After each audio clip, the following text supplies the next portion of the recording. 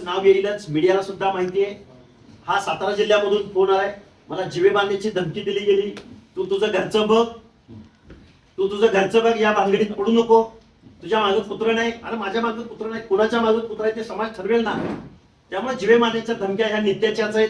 आणि पत्रकार बांधवांना माझी एक विनंती आहे, जेव्हा मी राज्य मागासवर्ग आयोगाचा राजीनामा दिला आणि मीडिया समोर आलो, त्यावेळी सुद्धा मला जातीयवादी ठरवलं गेलं.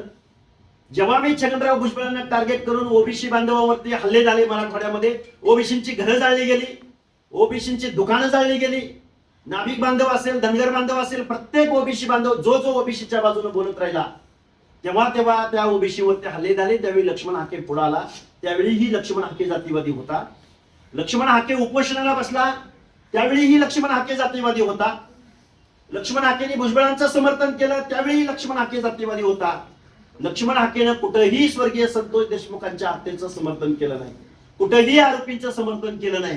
पण एका जातीला तुम्ही क्रिमिनलाइज ठरवू नका, अधिकाऱ्यांना टार्गेट करू नका, शिक्षकांचा काय संबंध, असं ज्यावेळी लक्ष्मण हाके बोलला, त्या दिवशी या महाराष्ट्रातल्या रोज मला कॉल आहेत जीवे मारण्याच्या धमक्यांचे. गाडीला कट मारला जातो, गाडीच्या पुढं लोक येतात, गाड्यांच्या आडवं लोक. सामाजिक न्यायाची भूमिका घेत असताना जर अशी लोक बोलत असतील तर याची दखल मुख्यमंत्र्यांनी घ्यावी.